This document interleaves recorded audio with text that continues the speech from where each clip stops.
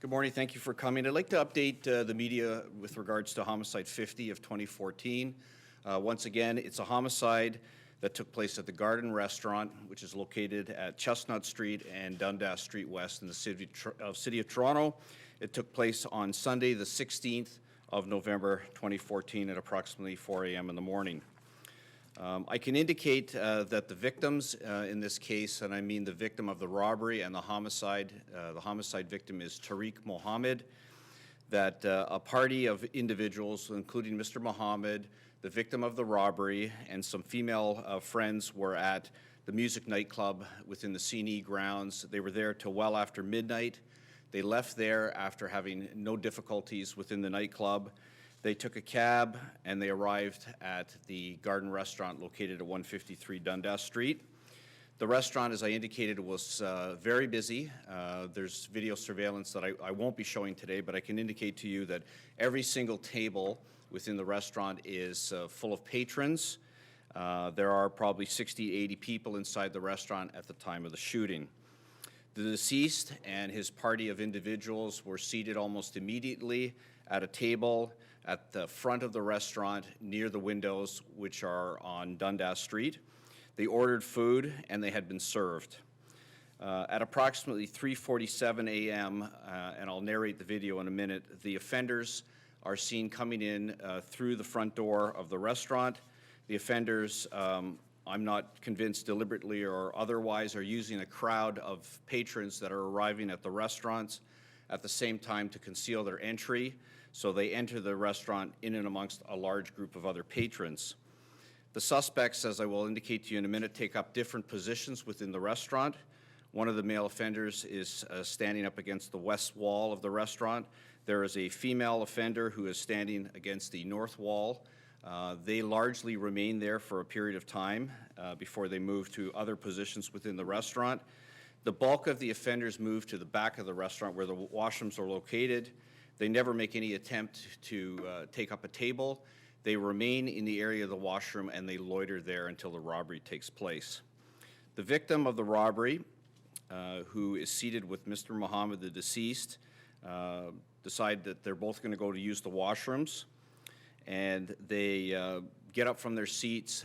They walk to the rear of the restaurant where the washrooms are located, and it is this point where they're set upon by the offenders. So I'm going to ask for the front entrance way to be played from the beginning. This is the female suspect coming in now.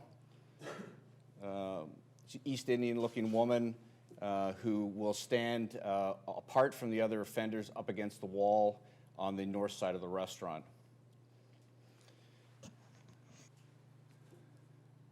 In addition, there's a male offender who's going to come in. He's standing right here.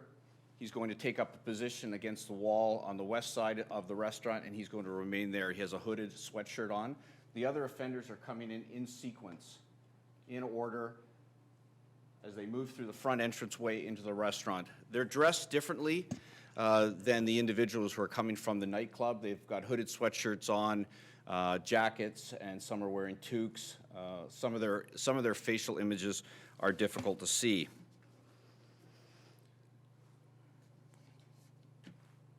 In the area of the washroom, that is the victim of the robbery, and the deceased person arrived at 3:54 a.m. in the area of the washrooms, and within seconds, 3 male offenders, 2 armed with semi-automatic pistols, arrive, and a violent struggle takes place in the area of the washroom.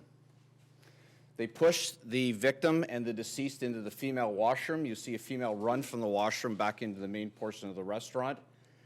They have the victim of the robbery, they're holding actually the chains that are affixed to around his neck, and there's a violent struggle going on in the area of the washroom. The deceased is being pistol whipped over the head by one of the offenders who's armed with the gun. After the robbery, the offenders remain in the washroom area to compose themselves, to hide the firearms underneath their clothing. The offenders actually fight over the 2 chains that they were successful in removing from the neck of the victim. Once their firearms are hidden under their clothing and they compose themselves, they move back out into the main area of the restaurant. The deceased, Mr. Mohammed, had been very successful in helping his friend get away from these individuals in the area of the washroom, and of course they move back out into the restaurant as well.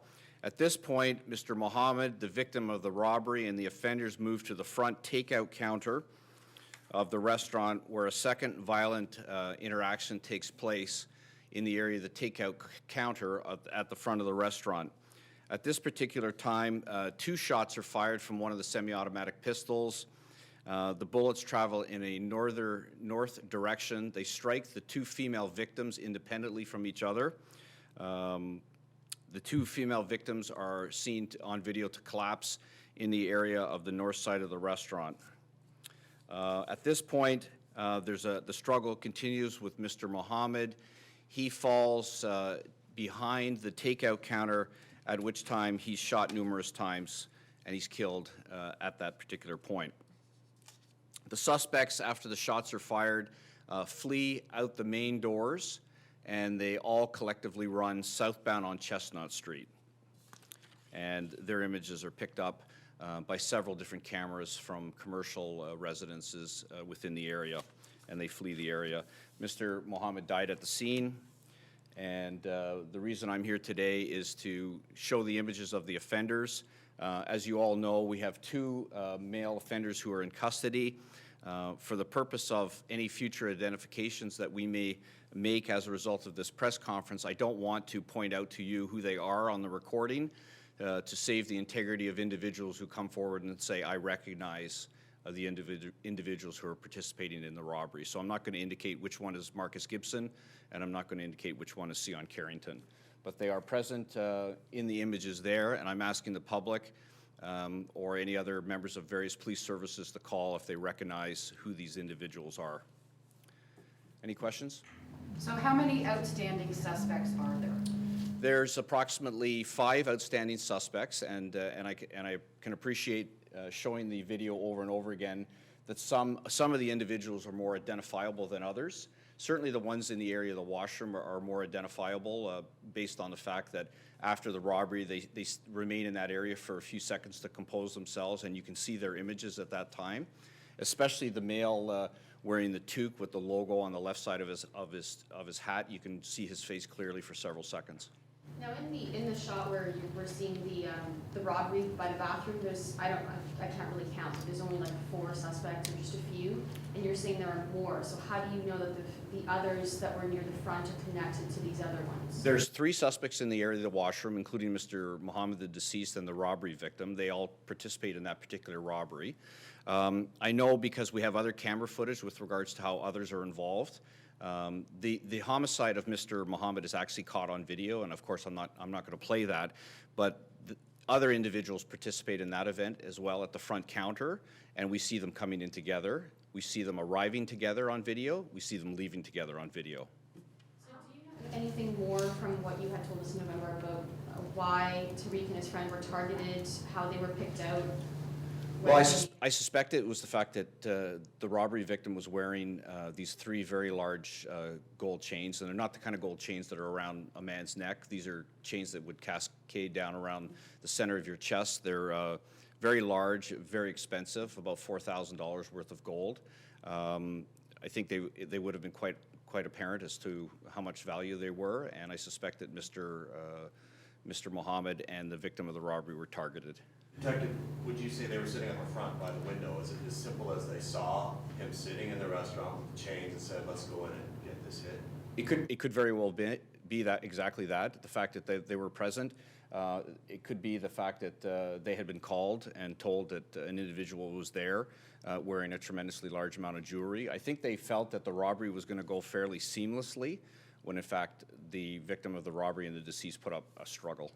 How much time passed between the time that the suspects had stolen the gold chains and Tarek was at the takeout counter? And was there any calls made between that time to the police to say there was a robbery, that a robbery had occurred? No, I'd say approximately from the time of the robbery when the offenders composed themselves and the victims have already left and they're moving towards the front, I'd say approximately a minute before the next series of shots are fired in which the female victims are injured and Mr. Mohammed is killed. So how many chains like we see in the video, they've got some chains off his neck, right? What motivates them to go back in? Are they still trying to get another chain off this guy? He had a total of 3 chains. 2 of them broke, and you can see the offenders actually struggling and fighting over the chains themselves. 1 chain remained on the victim of the robbery. The difficulty is there's no audio in the video, and as a result of that, there's a second altercation. What is the precipitating event in relation to that? It's unclear whether or not they're going for the final chain that's around his neck, or there's another event. It's difficult to say. So it could possibly they're angry because of this struggle, so they're going back at this guy? Is that Potentially, yes. How helpful have witnesses been? Because there were a lot of people in that restaurant, and are you asking for anyone who maybe left the restaurant to still come forward? We are asking people to come forward. The central narrative of the people who are within the restaurant, so this is the global 60 to 80 people in the restaurant. You can see the tables, you can see the number of patrons that are there. You can see the patrons reacting to the fight that's starting at the back of the restaurant. You can see some of the patrons leaving just as a result of the fight that's starting, and they're feeling uncomfortable with regards to what's going on there. The rest of the patrons remain seated at their table, and that at a central time when the shots are fired, everyone collectively goes underneath the tables. Tables are overturned. Food is thrown onto the floor. People are actually crawling on the floor to take cover. So those witnesses, many of them have come forward at the time and many afterwards.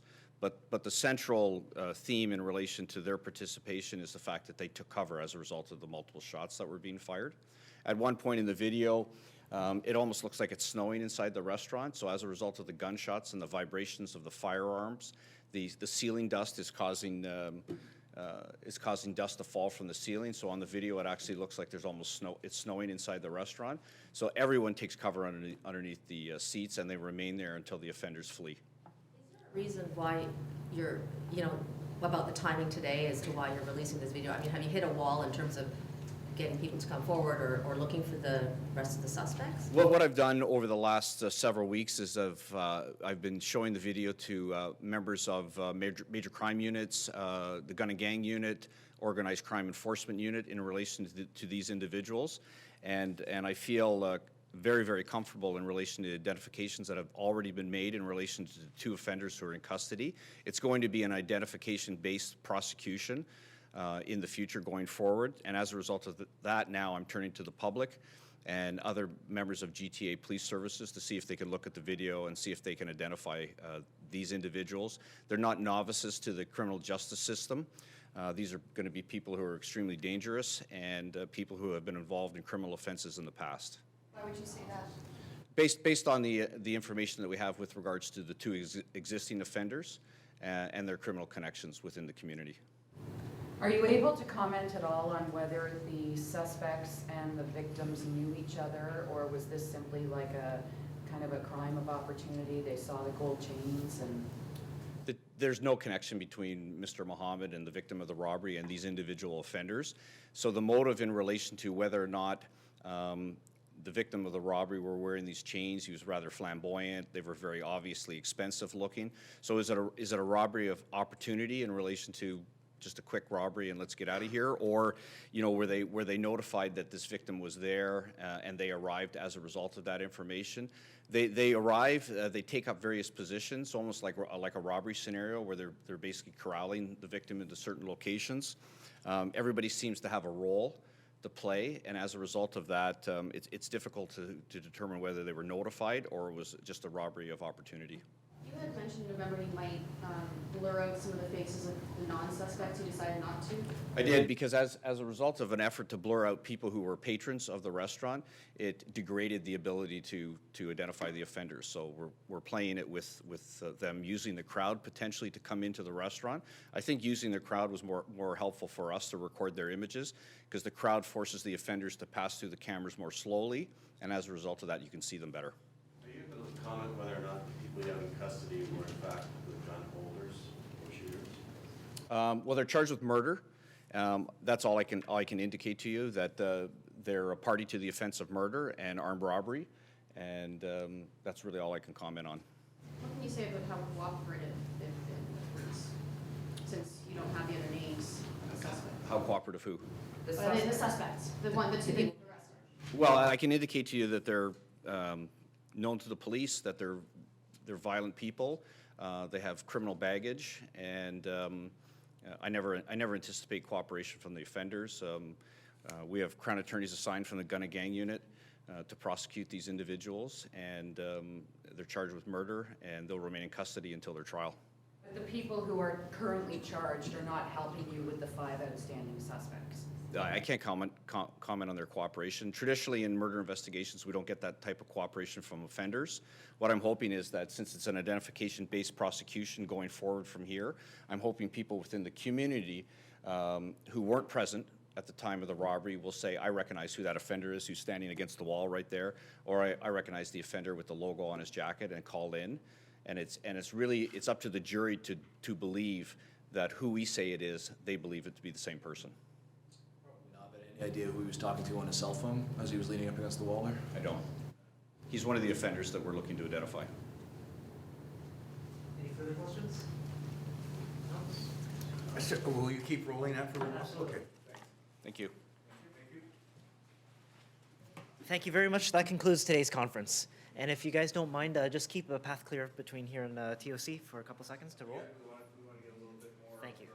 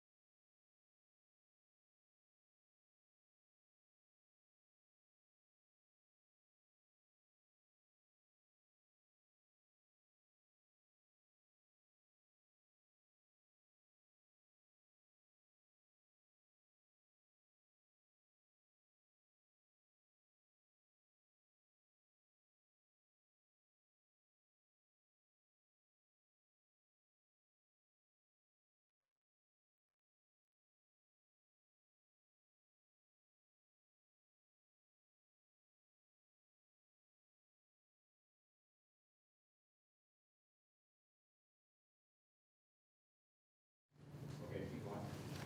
That's the female suspect right there. She's going to take a position up against this wall right here. This individual with the baseball cap and the Maple Leaf logo on it right here will move in to the restaurant. She says nothing to him. She doesn't touch him. She doesn't do anything. The next individual will take a position up against the west wall with the hooded sweatshirt on. There's one of the offenders, the one after him, the one after him, next, and finally this individual. And they all move together into the restaurant, and they take a position up at the washroom area. And these two individuals, you know, she'll stay there for a period of time, and he stays there for the majority of the time. Thanks. Thank you. Great, thank you. You're welcome.